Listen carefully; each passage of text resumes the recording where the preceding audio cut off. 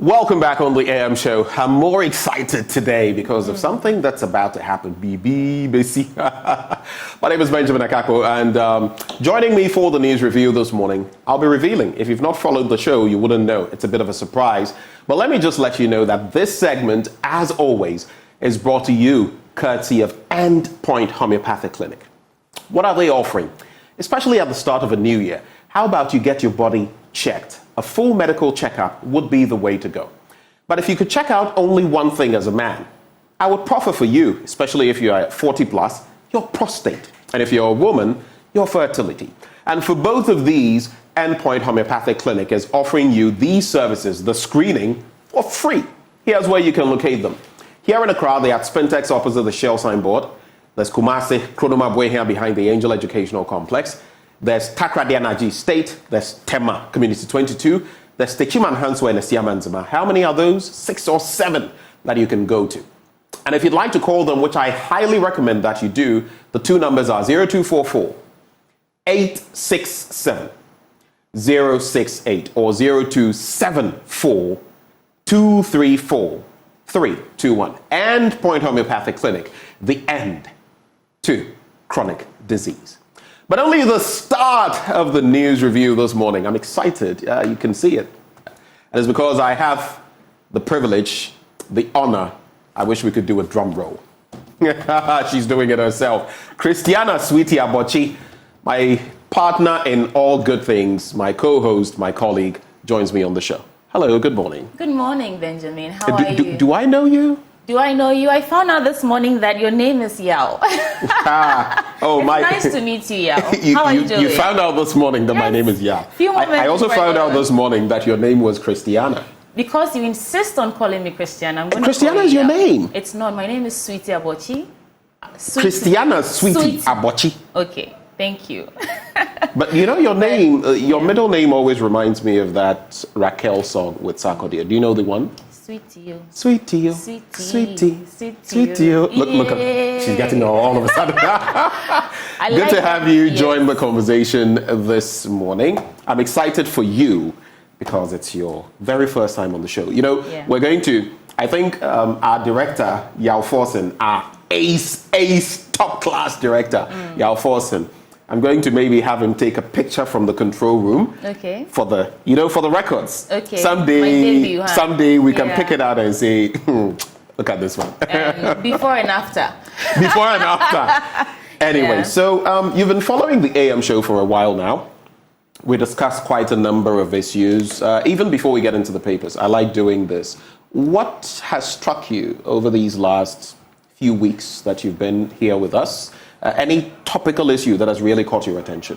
I think that, let me start by saying it's been something about the AM show. The way that people say it's hardcore, the whole team, it's hardcore. Then I came in and I saw that behind the scenes, it's all fun and, the camaraderie and all that.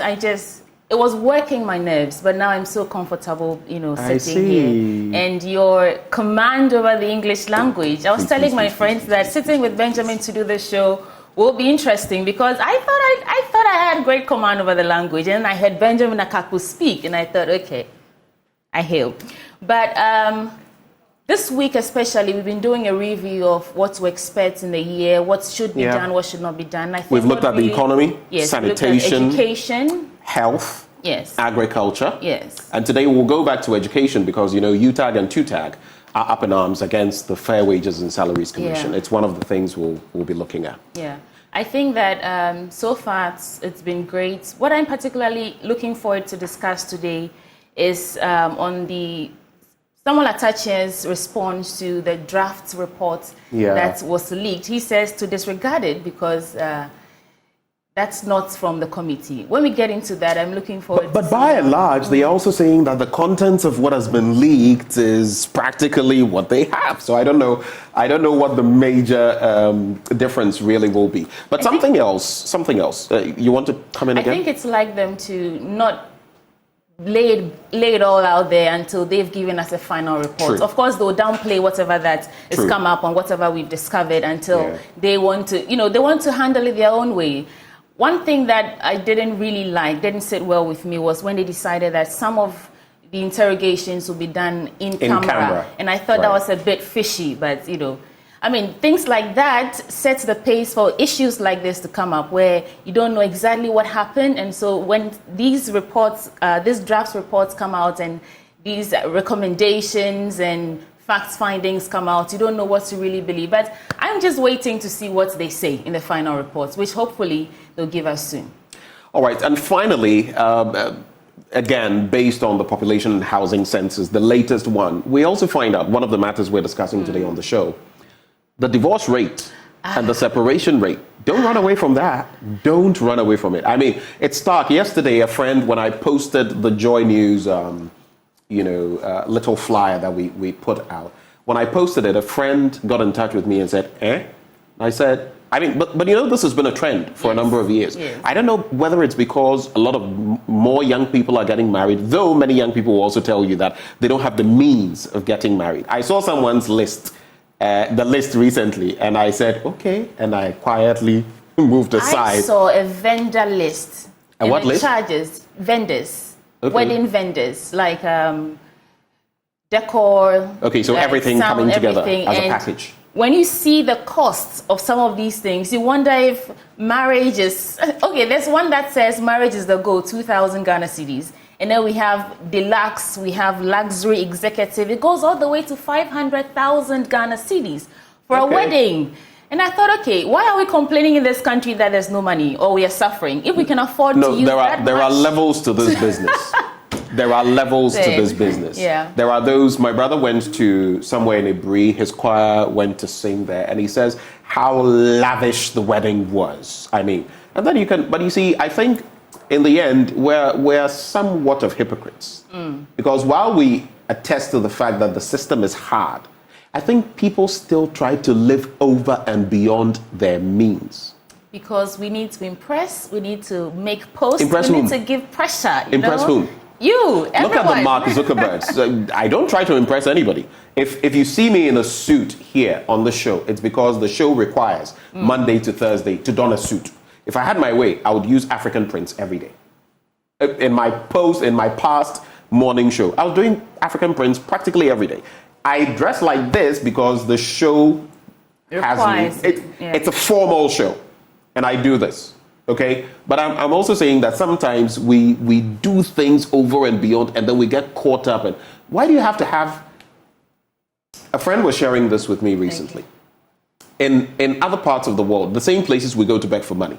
Usually by the time, for most of them, the Warren Buffetts, the Mark Zuckerbergs, the Elon Musk, the Jeff Bezoses, the Carlos Slims and the rest, by the time you realize they are billionaires, by the time you realize they are millionaires, they're actually billionaires. The lifestyle doesn't reflect. Here, he gets something small. No, he wants to buy a Rolls Royce. He wants to buy it.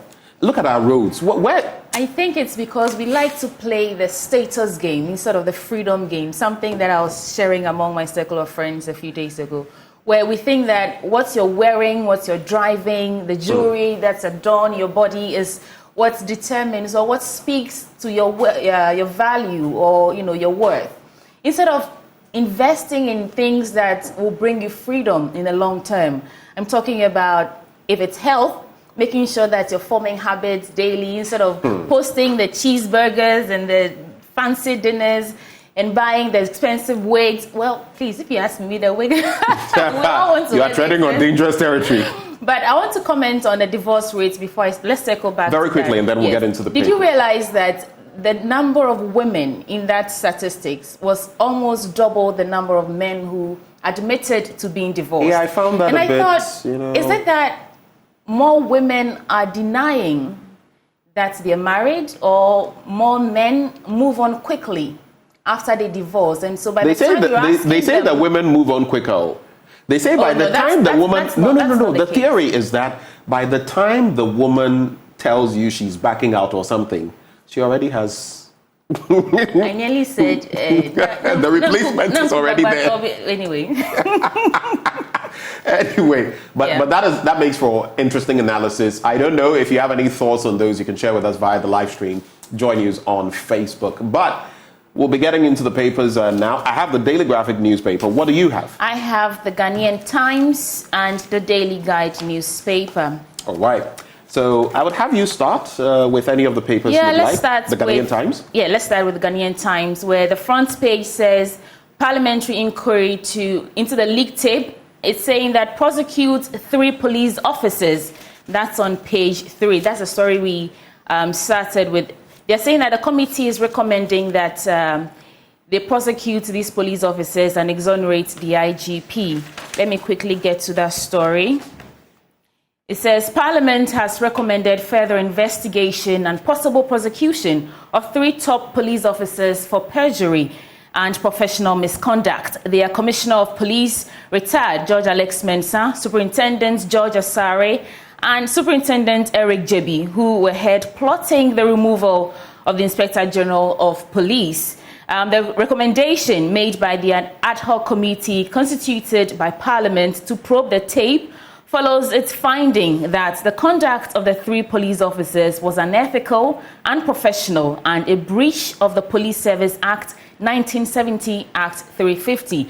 Now, the 7-member committee said the recommendation for further probe into perjury and professional misconduct of the 3 were under the criminal... Okay, that's what I said earlier. Now, the above findings of fact based on the evidence gathered and undisputed by all the witnesses who appeared before the committee were in the draft report of the committee chaired by Samuel Atachia, MP for Ibuakwa South. Now, the terms of reference of the committee was to establish the veracity of the tape, investigate the plots to remove the IGP, any other matter contained in the tape, national security implication, and recommend sanctions to persons who would be found culpable. According to the reports, allegations by the masterminds of the plot that the IGP is affiliated to the opposition National Democratic Congress and could scuttle the governing party's quest to break the 8-year electoral cycle were unsubstantiated and without bias. Benjamin. So interesting thoughts there. We wait for the final report. The final report, basically. You know, yesterday I had Samuel Mbura join me here and share his thoughts on saying he has followed this matter from the get-go. And we just wait for the official report to be released, and then we can take it from there. But interesting stuff coming out, emerging. We also have 3,000 Ghana cedis cost awarded against Baka Vomawo. This is a story by Malik Suleiman. And I think recently he said his their defense or something of the sort had been lost on a computer. But let's get into the story and see. So the Accra High Court yesterday awarded cost of 3,000 Ghana cedis against the convener of the Fix the Country movement, Mr. Oliver Baka Vomawo. I don't want him to come and beat us. Yeah, thank you. So the courts have subsequently granted him additional 1 week to file his defense and adjourned hearing to January 24th. So we're looking forward to that. The court subsequently granted him additional 1 week to file his defense. The Minister for National Security, Mr. Albert Kandapa, and Baka Vomawo, the defendant, were in court when the case was called. Counsel for the defendant, Dr. Justice Sremsai, told the court that his client could not file his defense because of some challenges. In his response, counsel for the defendant, Ochre Ajekum, asked the court, presided over by Justice Joseph Edu Ajimang, to give judgment in default, but the judge declined the request. Rightly so. Meanwhile, lawyers for Baka Vomawo challenging the court's ruling on the application to have the substantive applications dismissed. The motion for stay of proceedings pending appeal, which was initially fixed for hearing on January 10th, has been adjourned to January 24th for consideration. Mr. Baka Vomawo stated in a Facebook post that Mr. Japa offered him and others $1 million in order to stop the Fix the Country movement activism.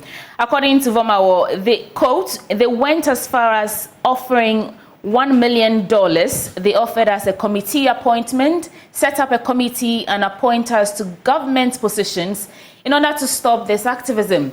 This was made directly to me and other leaders of the Fix the Country movement. Now, the conversation we had with the Minister for National Security, the Minister of Finance, and the Brigadier General at a safe home. So this conversation was had. What he's telling us now, that they offered him $1 million rather, happen in a safe home. The National Security Minister denied the allegations and caused his counsel to issue a writ of summons against Baka Vomao. Mr. Dapa is seeking reliefs from the courts, including a declaration that the words uttered by the defendant were defamatory of the plaintiff. Okay. All right, so interesting stuff. We have all the details, all the scoop on that as well. We'll try to trim them so we can do a lot more stories. I see this one there, 1992 Constitution must be reviewed to reflect the times. That's according to the PPP. Yeah. But who in the PPP is saying that? Well, the Progressive People's Party has reiterated the need for the 1992 Constitution to be amended to improve the governance system of the country. After 30 years of the promulgation of the 1992 Constitution, the party, so it's a party saying that a review of some aspects which did not advance the cause of democracy in the country must be effected to reflect the times. The party identified pertinent portions to be reviewed as the election of metropolitan, municipal and district chief executives and total separation of powers. Others are decoupling of the office of the Attorney General from the Ministry of Justice, the introduction of the public declaration of assets regime, and the clarification of assets of the eligibility of Ghanaians in diaspora to hold public office. We've had issues concerning this particular clause.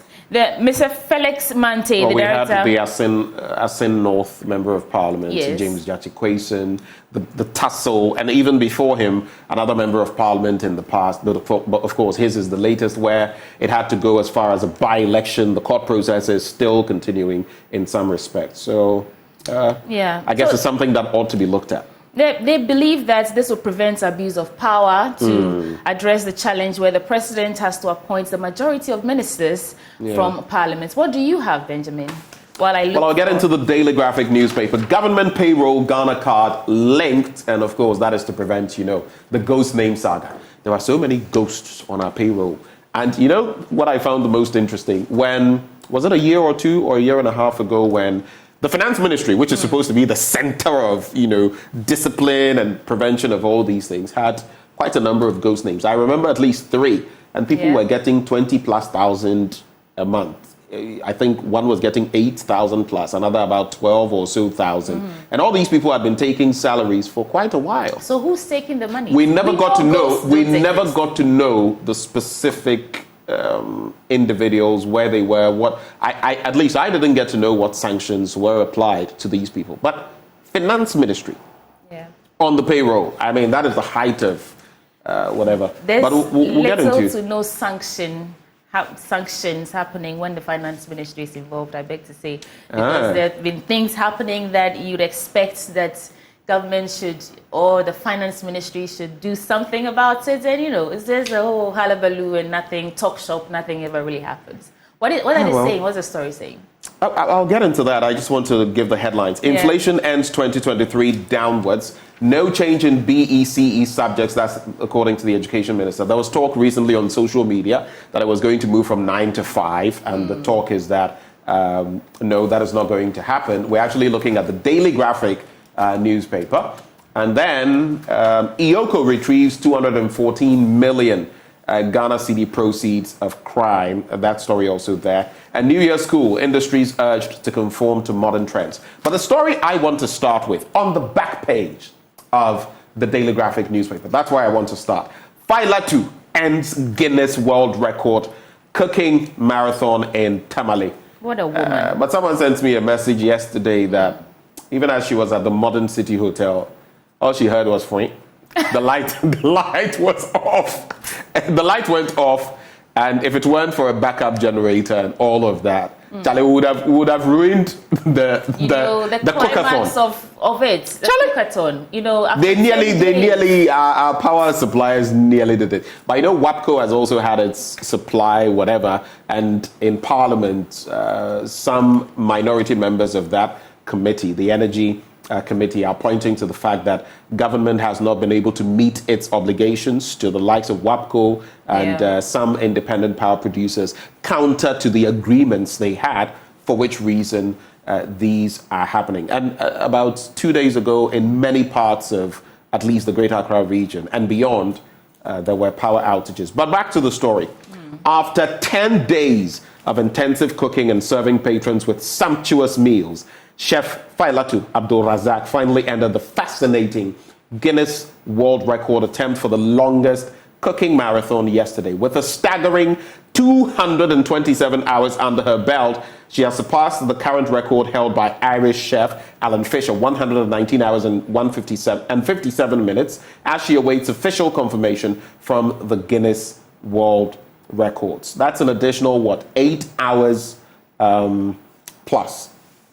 Now, the culinary marathon, which started on January the 1st, 2024, was expected to end on January the 5th, 2024, but was extended to January 10, 2024, due to her tenacity, resilience, and kitchen prowess. And for the past 10 days, Chef Fatu had cooked a total of 156 different types of dishes to the admiration of all. Out of the 2,864 plates served, 450 were served to orphanages, the homeless, and the less privileged in the metropolis, while the remaining were enjoyed by the patrons. But I hear, though, that there's this Nigerian, people have been joking, that there's this Nigerian who also attempted it, but claimed that in 3 days, is it a he or she had done 200 and something hours? How many hours are in 3 days? I don't even know. 70 what? 72? She started a day before Fila started. And I thought, is the Guinness World Record actually granting permission for them to do this quickly? Because, Hilda Bassi ended her cookathon, or she was announced barely a year ago, or less than a year ago. So how does that work? What's the dynamics to this? Well, I guess the application comes in. There are processes. I wouldn't claim to know. I'm not in the know. Maybe I'll target one of the records. Which one should I target? You should do a readathon. Readathon. Yeah, read for 10 days straight. But the longer you read, the more your voice, and even for those singing. Please. Even we had. You remember that Kwame Eugene song? No, I don't know. You don't know that song? No. Okay. Derek Ekosam, my producer, please. What's the title of that song? It's like this song. You want something to get into my throat? Please. Let me be. She had actually targeted 240 hours. Yeah. And she hit 227. Not bad. But let me get into the story about you. You want to say something? Lois was saying yesterday she's on in Tamale with following the cookathon going on there. And she was saying that even after her team had to force her to quit to end the marathon. Yeah. She had wanted to go on. She didn't want to stop. But I think it was good because you also have to look at sleep deprivation is a thing. In fact, in some cases, of course, it's not exactly legit, but it's been used as a form of torture. Are you aware of that? Sleep deprivation. Your body is, but I think pushing it beyond a certain extent could, health-wise, be. So I think maybe like a boxer in the ring with his team or her team, I think they realized, okay, I think.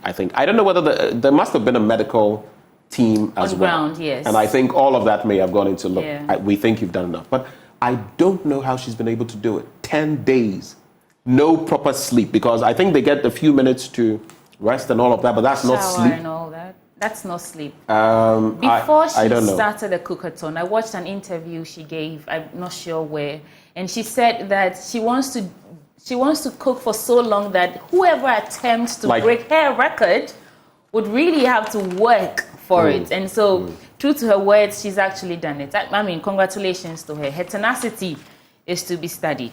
All right. Yeah. To be studied in schools, huh? Let me do these quick stories, and then I think we can move from there. Exempt Ghana School of Law from payment of 25% IGF. That's according to the director. The director of the Ghana School of Law, Berima Yao Kodiopong, has stressed the need for the school to be exempt from paying 25% of its internally generated funds to the government. Now, in line with that, he has appealed to the Speaker of Parliament to act on their request to be exempt from such payments. Speaking at a ceremony to induct new students admitted to the professional law course in Accra yesterday, The director explained that the school had been paying 25% of its IGF to the government, but received little in return for the expansion of infrastructure.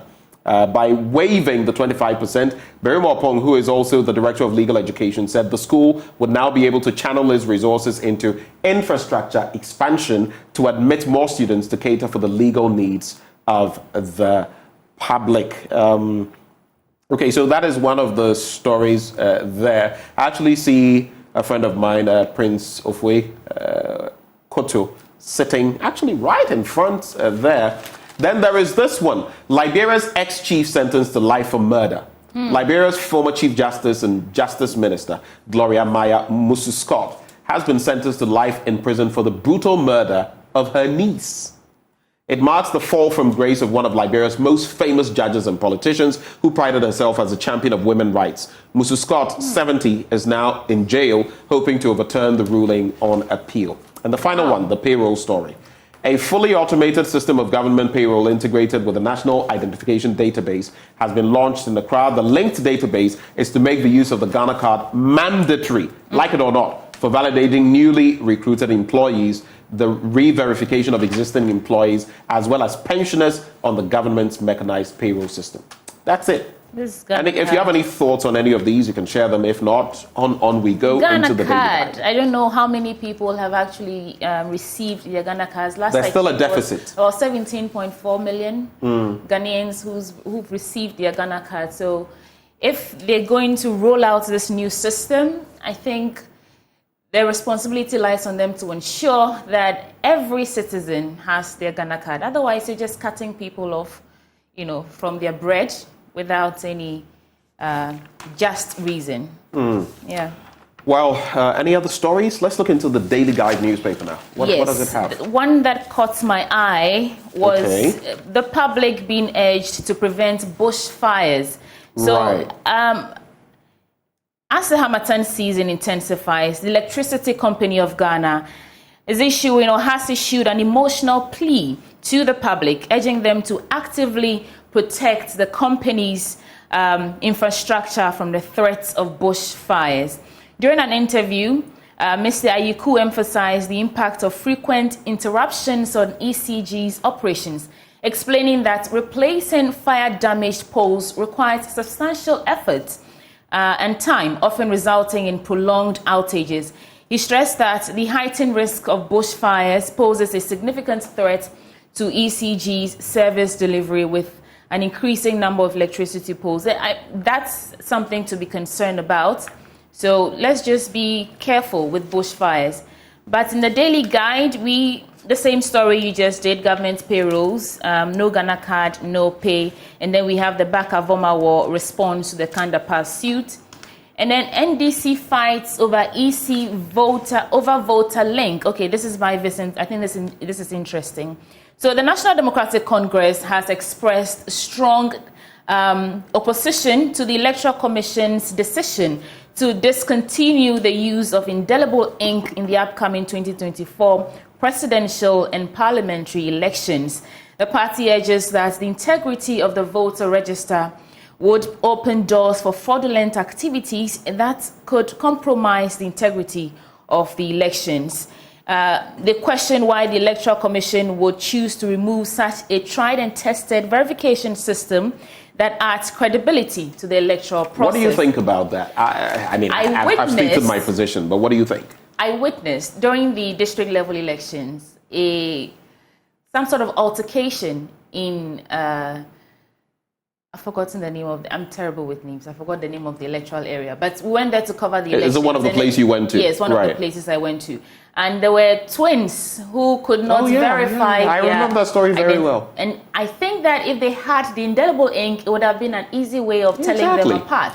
Exactly. But they ended up, one of them ended up giving up on the whole process. She refused to come back, and so that story ended abruptly. We tried to go to her. She said, you know what, this is not worth her time. She gave up. She gave up on it. And I feel, especially entering a crucial election, like the one we're heading into, especially with the different, firsts that we are seeing, a former president trying to be president, a party trying to break the 8-year cycle. So many, the Alan Chamating factor, whether a Kennedy Japan would go in, all these other independent candidates and everything going on. You don't want to sow the seed of discord. You want the result to be as credible, as waterproof as possible. And I don't know, but like Dr. Asante mentioned yesterday, political scientist, director of the Center for European Studies, why don't you let it be an extra layer? People are used to, the Member of Parliament for Bole Bamboy sat here in the, well, not here in the studio, but he had a conversation with me. I think it was when he was in the studio. And he made mention of the fact that, listen, for some people who came to vote for the local level elections, elderly people, they voted and there was no indelible ink. And later, 2 old women, elderly women, came to him and said, oh, this time they did not accept our votes. They did not. So even the education around it, the mindset, I don't know, but I feel, well, we'll leave the EC to do what it, though we must. Independent, so. But I mean, we just pray that in the end, whatever works out. Slowly, they could have, instead of completely replacing the old system that's tested and verified, they could have introduced it slowly, as a supplement to something. I don't know. There's so many powers at play. There's so many issues that could generate. But in the end, chaos. all these entities, for whom do they work? The people. Yeah. The hoi polloi, the masses. But I see that interesting story there. We may not have to get into it. I'll just pose a question on it. Nana hopeful of economic rebound. How hopeful are you? Am I hopeful? Yes. I don't know how. I know I'm flinging a hot potato at you. I don't know how hopeful I am. Have you checked the prices of? Did you see our post on Gobe? Gobe has gone up by 40-something%. Nowadays, beans. Back then we used to assume that beans there. Oh, it was savior for a lot of people. Even coffee broke man the price. And the thing is, they're saying that inflation has reduced, but I don't think it's reflecting in the everyday lives. The year-on-year inflation is set to have reduced, but the month-on-month inflation is actually going up. So where's the hope coming? I'm sorry, I'm not hopeful. If anything, I'm just... You're in there. Yeah, I'm on the fence. I'm waiting to see what else they can say to convince me to change my mind, because at this point, President Kufuor says he's optimistic, but I'm a citizen, and I'm saying that there's more work to be done if he wants us to, bank our hope on him or the party or government as a whole, as an entity that's, put in place to help us. Sometimes you think that they don't care about us as citizens because they don't take our concerns and feelings into effect when they are making decisions. But we'll see. Do they? I don't think they do. If they do, it's not reflecting in our lives. Reminds me of Michael Jackson's 1994, 1996 song. They don't care about us. All I want to say is that they don't really care about us. Yeah, I like that. Don't turn this into a disco. Let's go now. Christiana Sweetie Abochi joining me there. It's been fun. Thanks for coming. Thank you. I enjoyed this. This is my debut, and I hope to experience more of you on the sets like this. Okay. And you came on a Thursday, my day. Anyway, so this segment always brought to you courtesy of Endpoint Homeopathic Clinic. As always, they're offering you, if you're a man, prostate screening for free. If you're a woman, fertility screening for free. Here's where you can catch them. Here in Accra at Spintex opposite the Shell signboard, Kumasi Kronoma Boy here behind the Angel Educational Complex, Takrade Energy State, Tema Community 22, Tichiman Hanswa and Asiaman Zama. Their call lines 0244 867 068 or 0274 234 321. Endpoint Homeopathic Clinic, the end to chronic disease. Bringing us to the start of sports. Do stay.